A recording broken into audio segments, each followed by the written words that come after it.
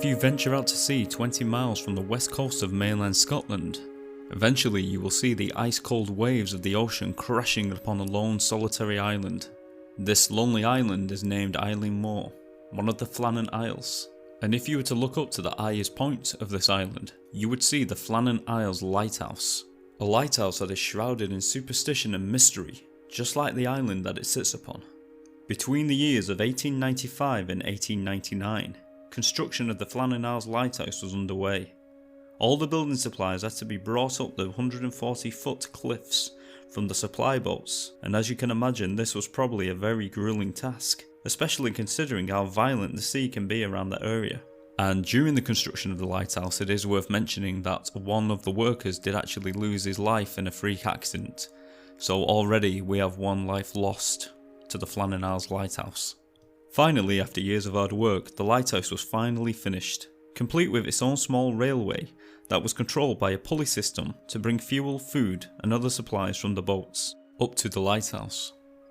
All that was needed now was 3 good men to operate the isolated lighthouse that stood 20 miles from the coast of Scotland. These 3 men were called James Ducat, Thomas Marshall and Donald MacArthur. Little did these 3 men know that when they were taking the job that their names would go down in history and forever be associated with a disturbing mystery. And even to this day, people can only speculate to what actually happened to the 3 men. No one actually knows for certain. And so the 3 men took up their posts and everything was fine to begin with. The lighthouse had been operational for just under a year with no accidents to record.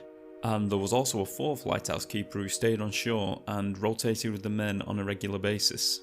Now, as I said, everything was going okay with no issues. That is until a steamer vessel that was on a journey from Philadelphia to Leith sailed close to the lighthouse on the 15th of December 1900, and the weather conditions were not great. So it came to a shock to discover that the lighthouse was unoperational.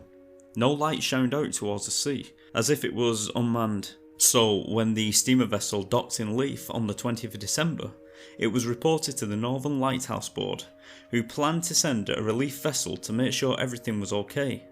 Unfortunately, this voyage would have to wait due to bad weather, and the help only arrived at the lighthouse on the 26th of December. The crew and the 4th relief lighthouse operator worker arrived near the shore of the lighthouse, and the signs that something was wrong was already apparent.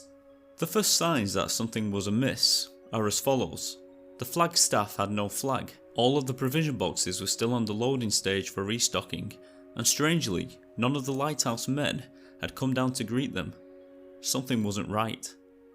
They sounded the ship's horn and even set off flares in an attempt to grab the attention, but it was pointless, there was no response.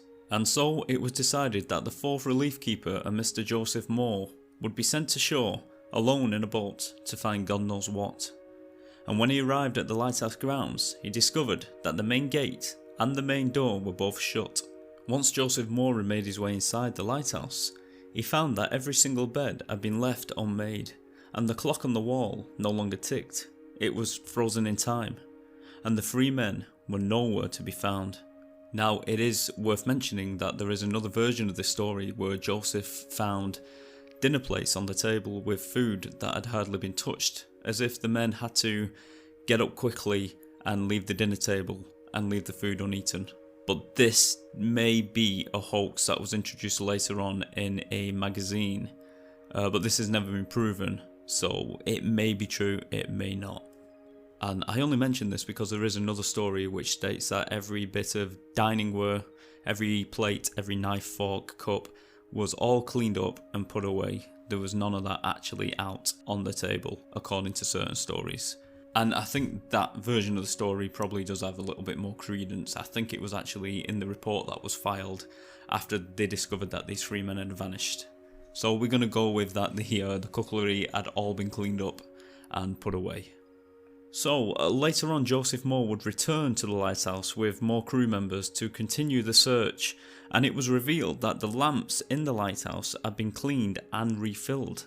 Also, a set of oilskins were found, meaning that one man may have left the lighthouse without them, and the only real signs of anything sinister was an overturned chair in the kitchen area near the table. Now, none of the lighthouse keepers were found either in the lighthouse or on the small island outside, and it seemed they had simply vanished into thin air. Bravely, Moore and 3 volunteers stayed at the lighthouse to man the light, whilst the captain of the ship sent a telegram that was sent on the 26th of December 1900. And here is what it said. A dreadful accident has happened at the Flannans. The 3 keepers, Ducat, Marshall and the Occasional, have disappeared from the island. The clocks were stopped and other signs indicated that the accident must have happened about a week ago. Poor fellows, they must have been blown over the cliffs or drowned trying to secure a crane. Now back to this story, the men left on the island continued to search in desperation to find some kind of clue as to what had become of the 3 men. Everything seemed fine until they looked at the west landing. There was evidence of a recent storm due to lots of damages. A box 108 foot above sea level had been smashed open and its contents were everywhere. Also, iron railings had been bent out of shape and the supply railway line was also damaged. It had been pulled out from the concrete. And also they found a massive rock which weighed over a ton, which was completely out of place. Also a load of turf as well was found out of place. Now, all of this was very strange, there is no doubt about that. But it was about to become even stranger when the Lighthouse logbook was discovered with some strange entries. The first entry was on December the 12th. Tom Marshall reported that they were all experiencing severe winds that he had never seen before in all these 20 years. He also reported that James Ducat had been very quiet and Donald MacArthur had been crying. Now what you got to remember is that these men, especially MacArthur, who was a veteran mariner, he was a strong man and he was a man who was said to like to have a brawl or two now and again, so he was a fighter. These are not the kind of men to break down in the face of bad weather, given their character and also given their experience. So yeah, it was a bit strange to hear that the men were crying and that they'd become withdrawn within themselves. Anyway, we get to the 13th of December and the next entry states that the storm was still going strong. And it also stated that all 3 men had been praying to God. Why would 3 experienced lighthouse men, 150 feet above sea level, feel the need to pray when they knew they should be safe inside the lighthouse? It was puzzling.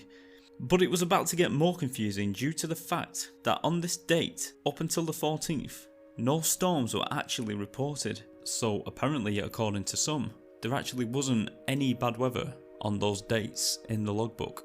And then finally on the 15th of December, the last entry to be made simply read, "Storm ended, sea calm, God is over all."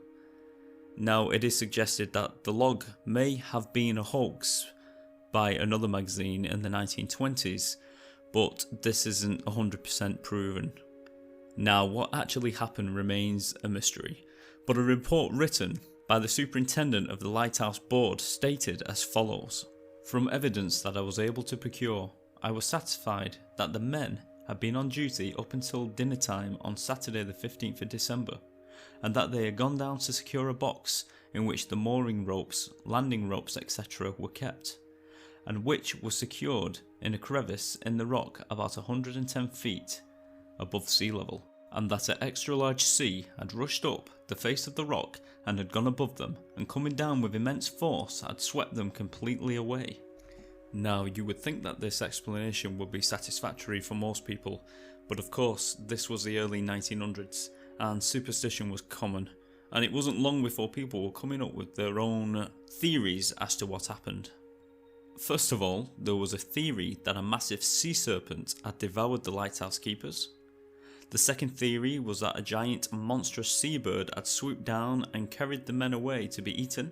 Now also, I should have actually mentioned this earlier, the island also has a very small chapel named the Kennel, which was named this by the lighthouse keepers due to its small size. Now it's believed that it was built by a 7th century Irish missionary and preacher St. Flannan, who would have also given his name to the island. Now it's believed by many that the phantom, the ghost of this preacher, is still roaming around the island and he doesn't take kindly to guests, and he may be responsible for the disappearance of the 3 lighthouse keepers. There have actually been old superstitions written down about people visiting the island to hunt for birds, and they wouldn't stay too long because they were scared that the ghostly apparition of the preacher would appear and curse them. And I just thought that was quite spooky. The next theory even goes as far as to say that the 3 lighthouse keepers could have been abducted by aliens and taken off into outer space. That's probably a more recent theory, I should imagine. Or maybe a murderer came upon the island and killed all 3 of the lighthouse keepers. What do you think? Do any of these theories sound plausible? Well, if not, the more rational explanations are as follows. It's believed that the formation of the cliffs in the area could cause a massive funnel of water that could shoot up to the land where the men were working hard to secure their stock, and this rogue wave swept them all into the sea where they perished. This isn't that far off from the report that the superintendent posted. Another theory is that maybe 2 of the men found themselves in a spot of bother and called for the 3rd men, who left the lighthouse in a rush without his oilskins to help, but unfortunately they all came to some unfortunate end. Also, there is the possibility that one of the men had become emotionally unstable due to the isolation and the bad weather, and possibly killed the other 2 men, and then probably out of guilt decided to kill himself. This theory is mainly due to the entries in the logbook and the overturned chair, which suggests that maybe a struggle or a fight broke out. Another uncertain factor is why there isn't at least one survivor, as it is stated that the lighthouse must be manned at all times by at least 1 man. No exceptions, these were the rules. Which again probably means that the other 2 men who were in some kind of serious danger possibly swept out to sea, and the 3rd man left his post unmanned in an attempt to rescue his friends. But it was only recently a few of these theories were put together with some new evidence. Now, according to recent findings, one of the lighthouse keepers, Thomas Marshall, had been previously fined 5 shillings for losing his equipment and not storing it correctly. So it's believed that when this storm hit, the man became worried about this, and 2 of the men went out in the bad weather to try and secure their gear, and whilst doing this, they were hit by a massive wave that dragged them out to sea. And it is then believed that the 3rd man then rushed to help his friends, leaving his oilcloths behind in his attempt to reach his friends, only to be taken by another wave, or falling from the cliff.